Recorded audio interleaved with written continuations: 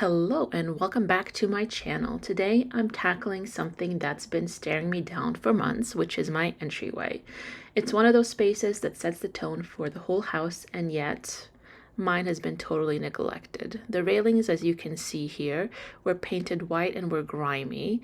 And a couple of months ago, I decided that I was going to start stripping the paint. It actually started with a bubble. There was a paint bubble on the railing. I started picking at it, and one thing led to another.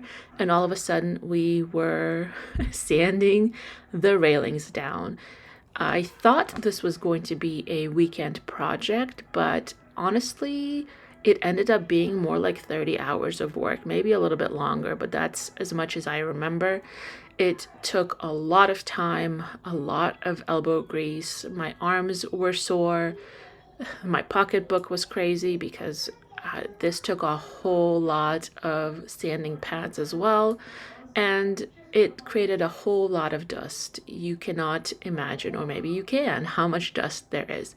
But as you can see behind here, because I was a rookie YouTuber then, there was not much to my entry besides that piece of furniture that my husband and I had made a few years ago.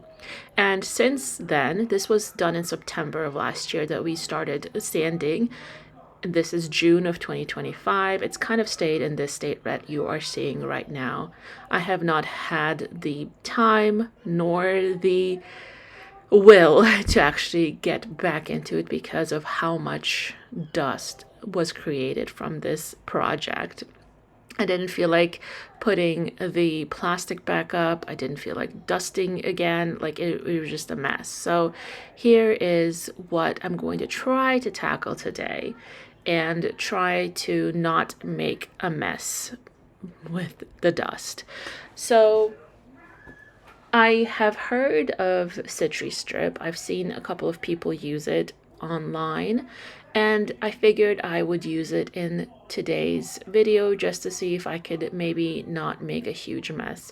I tried it in the first time that I did this whole process, but yeah, it didn't go as planned. So I'm gonna try it again and see if I can contain the madness. Anyways, putting together the Citristrip, or putting it into a plate and then literally just brushing it onto the pieces of the areas that had paint still left over on them, and basically just doing that. It's supposed to, based on the instructions, you're supposed to put it on there and wait 30 to 45 minutes. It starts kind of bubbling up, and then you're supposed to be able to use a scraper and scrape the Citristrip off, and it sounds like it would be super easy peasy, lemon squeezy, no big deal, right? Well, after I did all that, I waited and and then I tried to scrape off the madness. And not to give it away, but it didn't quite work as planned. I think part of the problem for my space is that the wood that was on the railing, or that is on the railing, is pretty rough, or it was. The parts that I sanded down, easy peasy. Those are nice and smooth, but there are areas, especially in the last a clip or so back, you can see on the left even, that the wood is really rough in that area. So I think the Citristrip it's hard for the Citristrip to either work, or also for me to kind of get it off of there. So I tried to do it, but man, what a hard process. And see here, you see the Citristrip working on the bubbling.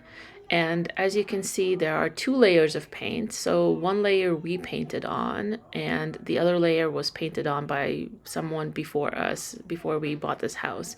And let me tell you, please do not paint your railing. If you paint your railing, actually, please paint with the appropriate paint. The second time that we painted using a latex paint, and that stuff peels and, like I said, bubbles, which is what created this whole mess, which was what started me on this journey of getting this paint off. And it is a pain in the behind. So please make sure you paint it with the right paint if you are bent on painting. But honestly, yeah, don't do white either. I think it gets grimy, it gets dirty. Unless it's some ultra scrubbable paint, don't do it. It gets disgusting. And it is very difficult to get this stuff off. So here I am trying to scrape, and as I mentioned, the wood is really rough right here, as you can see. I don't know if you can see the texture. I imagine you can. Right next to it is super smooth because I was able to get in there with the, we have two different tools, I guess. One is the orbital sander and one is like a multi-tool. In this little crevice right here, I couldn't get in with any of those. Like nothing fits. It's just so tight in there. I could even hardly fit the scraper thing in there. So I tried as much as I could with the scraper. Then I figured, I saw people on YouTube using a wire brush, and so I went to the garage and got a wire brush to try to see if I could get it off with that. And as you can see, it does sort of work a little bit. I had two wire brushes, but it just got so goopy, so gross.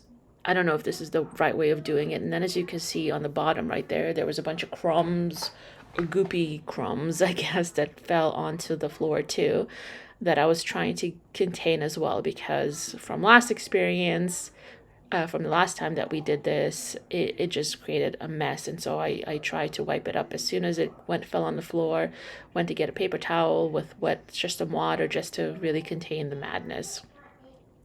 And the madness was contained, at least there's that. So it didn't get super goopy, super gross on the floor. But I don't know that it did anything as far as removing a lot of the paint. So as you can see right here, yeah, still a lot of paint. So I don't know what to do with that space. And then we have between the spindles, I guess, there's some white goop. I think as I was playing with the stuff, trying to get it out of there, I noticed that I think it's not necessarily paint. Maybe there is some paint, but maybe it's also caulk. Somebody caulked it before they painted the last time, and that's what we are seeing. And then there's more of me scraping. Ew, there's like hair on the bottom, I see. So yeah, and here we are scraping some more. Scraping. And I think you're supposed to go with the grain is what I saw, but again, it's very difficult in this area right here because I am on the stairs. It's high, and there's a goopy mess, so I was trying to contain all of that, and I did the best that I could with the goopiness. And then I'm not gonna try to lie, but I definitely quit. This was a lot. And for as much work as it was, it didn't really do much. I didn't feel like much happened. I would have expected more to be removed than it was. So I'll have to come back to this again at some point. If anyone has any suggestions on what they've done that's worked on wood that's not too stinky, because I don't want to be, too using anything too harsh. And so then I pivoted to something that I could do pretty quickly today, and that is vacuuming the stairs, because now I did make a bit of a mess. Not too bad, but there was a little bit of mess, but the landing also needed to be vacuumed. There was a bunch of trash underneath that little table that I have purchased recently to try to make my entryway look a little bit less crazy and a little bit more useful, because the cabinet that my husband and I made a few years ago, we literally just stored old and dirty shoes in there that nobody ever wore. So I didn't feel the need to keep that in that entryway. Then I mopped the floor and decided to mop the walls as well. They were looking a little dingy. It is our entryway. Kids, humans, adults, right? All of us come in here and make a bit of a mess. So just decided to give everything a bit of a scrub, clean it all up, and also figured my husband called me at that point, and then I figured once this was done, I was going to handle and tackle another problem that I have with the entryway, which is with this front door. As you can see right here. Yes, there's a smudge on the, or in the entry, there is a little bit of a dirty spot. That's just from that rubber piece rubbing against the floor. But as you can see, the rug is pretty slim, like it is tiny, but the weather stripping piece on the bottom of the door wasn't, I guess, didn't have enough space for it to clear the rug. So I took a drill and just took the weather stripping off and reset it a little bit higher. As you can see, there's a little bit of a gap originally, but I just made it a little bit better. And yes, it sort of worked, but it still caught on the rug. So I bought these grippy rug grippers. I think that's what they're called. I'll link them down below if anyone's interested. And I put them on the bottom of the rug and right there by the front door. The rest of it it has like a rubber backing to it. So it hasn't slipped beyond just by the front door because of that weather stripping. Then I am moving the mirror because I did not like where it sat. It was a little too low for me, so I moved it, but I think I'm going to move it a little bit more and center it. It's just one thing at a time. And here is the entryway. The paint is still there. It's still not cleaned off. I'll have to revisit. Again, if anyone has any suggestions and has done this, please let me know. Then I decided I was going to tackle the hallway. Since I'm on the grippy rug situation, I figured I would handle this one as well. As you can see, we have a monstrosity under the rug in the hallway. There are these little grippy pieces. I'm not sure what these are for, to be honest, but it's something that my father-in-law put under the rug to keep it from slipping around, and it sort of works. They sort of work. However, it slips and then the robot kind of runs over them, then the kids run, and it's just like I always feel like I'm hiding those weird things under the rug. So figured I'd go ahead and mop the hallway, vacuum it all up, make it nice and fresh, and then fix the rug as well. And you'll see that at the end. But just starting with the basics, which is cleaning the hallway. And while I was at it, I decided to also clean up the walls. Might as well mop the walls and that air vent thing. And here is number one, the first bucket of dirty water. It wasn't as dirty as I was anticipating, but it's still pretty gross. So then filling the bucket up with more water, putting some more Fabuloso. I don't like all the bubbles, so I tend to wait until I'm ready to mop, and then mopping again and mopping the molding on the floor as well, or yeah, on the floor, to make it not so dirty. And yes, I realize I need to paint. As you can see, the paint is bad on the doors. I don't know if it's just my household or what, but we just have a bunch of bad paint that's been done to the spaces. Please pick up the right paint. I know I've learned my lesson. I need to pick the right paint for painting projects, but you live and you learn. But we can mop and clean the doors and clean all the things that are dirty, and that makes a big difference too.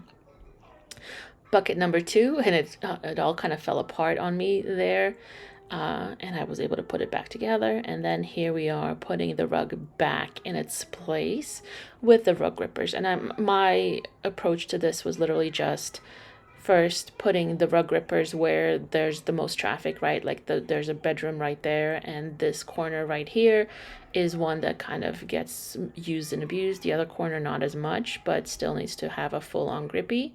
And then the rest I cut in half and just used half grippies on the other doors because I'm anticipating that the big grippies at the edges will stay gripping, and so then everything will be good. And I should have rolled it out to begin with, but decided not to, and then figured towards the middle that I should roll it out and actually make sure that there are no big waves. So as you see, I'm waddling like a penguin all the way down the hallway. And yeah, so just put the grippies down, and I think it works really well. I think it's going to work better than what we had, and I think this is good enough for me for this week. I want to thank you for watching my video, and even though I didn't get everything done and finish the painting stripping project, I still feel good about this week, and I'll come back to that at some point in the future. Thank you so much for watching. I hope you have a wonderful day, and I'll see you next time.